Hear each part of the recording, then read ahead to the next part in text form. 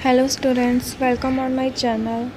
आज मैं बात करने जा रही हूँ स्पीकिंग फेयर। बहुत सारे बच्चे हैं, मोस्टली स्टूडेंट ऐसे हैं जिनकी स्पीकिंग बहुत ही ज़्यादा अच्छी होती है, लेकिन सिर्फ उनमें कमी क्या होती है, वो डर जाते हैं।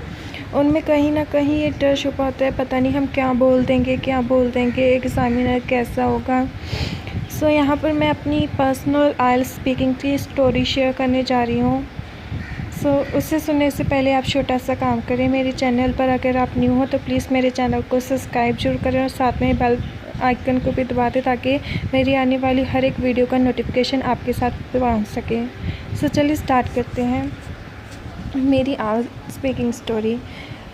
मुझे भी बहुत डर लगता था, ऐसा था पता नहीं क्या होगा, क्या मेरे मुंह से निकल जाएगा, कुछ गलत नहीं तो नहीं बोल दूँगी, लेकिन ऐसा नहीं होता।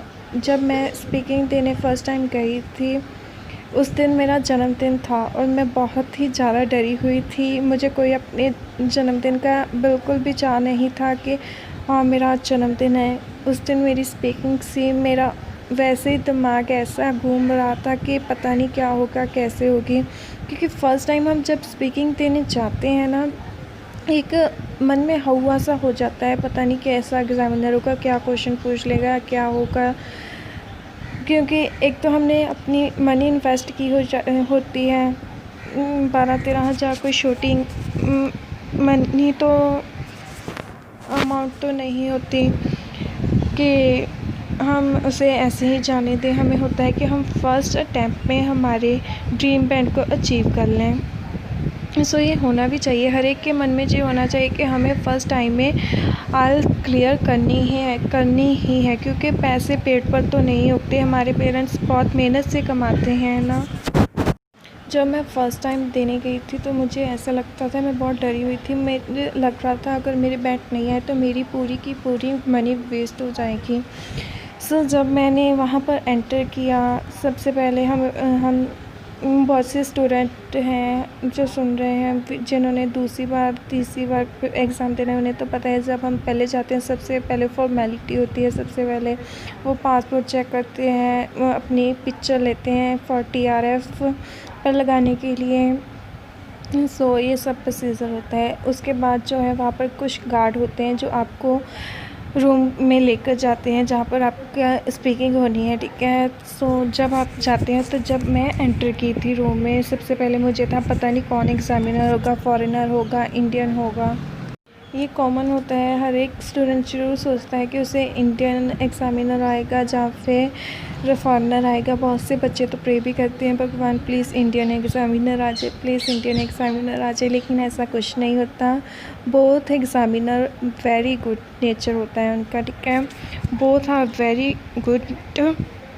ऐसा नहीं होता कि फॉरेनर आपसे टफ पूछेगा, इंडियन आपसे नहीं पूछेगा, ऐसा तो नहीं है ना।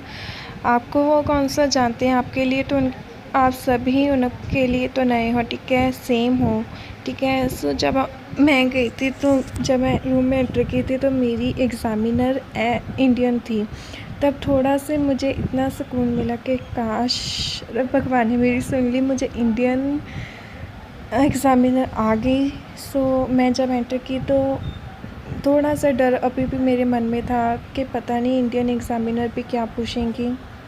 जब मैं वहाँ पर जाकर बैठी तो एग्ज़ामिनर मुझे ये एक्सप्लेन कर रही थी उनका नाम क्या है, वो मुझे ऐसे ऐसे क्वेश्चंस पूछेंगी। सब उन्होंने मुझे मतलब कि स्पीकिंग का फॉर्मेट बता दिया कि सबसे पहले मैं आपसे फर्स्ट पार्ट पूछूंगी, फिर सेकंड पार्ट, ऐसे वो अपना नाम बता रहे थे, ठीक है। सब कुछ बता रहे थे कि आपके सेकंड पार्ट में वो जो है कि रिकॉर्डिंग होगी क्यू कार्ड की, ठीक है। जब आप बोल रहे हो आपकी स्पीकिंग की, मैं रिकॉर्डिंग लगा दूँगी, फिर सारा उसमें रिकॉर्ड हो जाएगा, पार्ट 1, पार्ट 2, पार्ट 3। तब मैं मन में यही सोच रही थी कि पता नहीं क्या होगा, लेकिन फिर मैंने सोचा जब हम कोचिंग लेते हैं, हम वहाँ पर सबसे पहले जब स्पीकिंग देने जाते हैं तब भी हम देते हैं।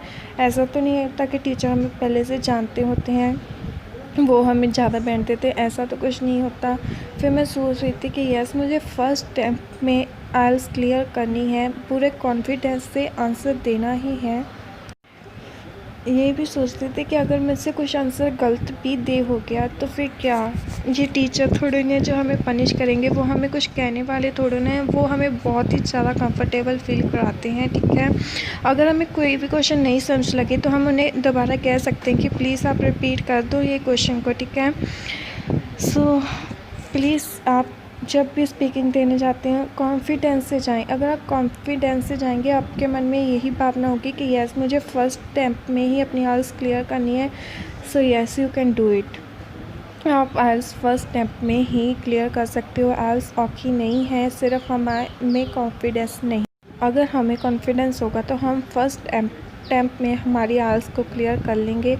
सो प्लीज़ हमेशा कॉन्फिडेंस होके जाओ, वहाँ पर आपको वो कोई मार नहीं देने वाले।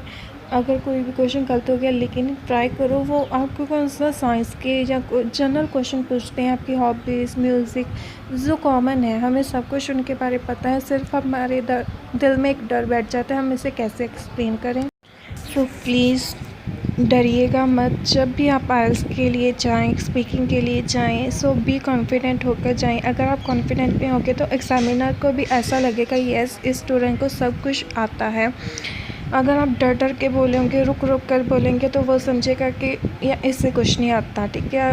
भले आपको सब कुछ आता हो, लेकिन आप डर डर कर बोलेंगे तो उसे फिर भी यही लगेगा कि आपको कुछ नहीं आता। सो प्लीज़ बी कॉन्फिडेंट होकर बोलो कि आपको सब कुछ आता है, ठीक है। सो यही था कुछ स्पीकिंग का कि आप प्लीज़ डरें मत।